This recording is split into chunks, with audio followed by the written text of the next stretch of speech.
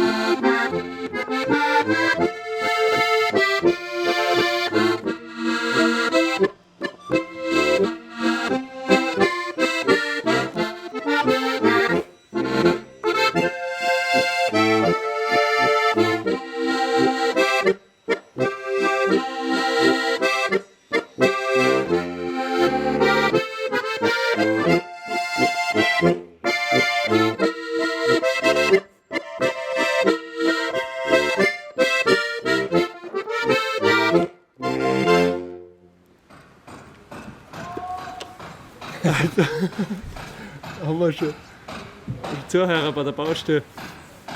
Weiß ich echt, die Bayerischen sind echt schön. Unbedingt. Ich spiele gerne Bayerisch. Bayerische, ja. Zum Tanzen.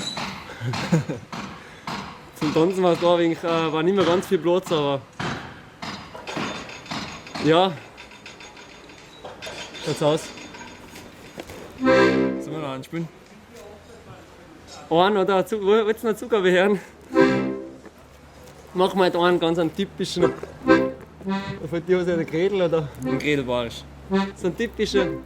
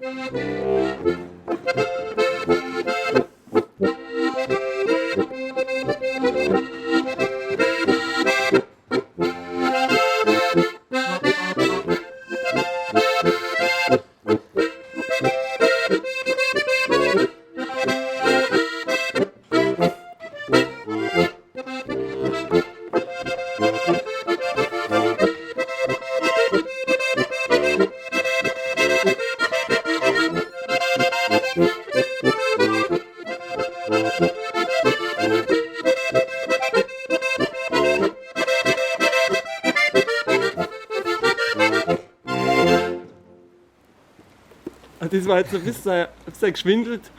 Ja. Wiederholung, da haben wir jetzt noch einen Cut drin, ein paar schnell reingemischt.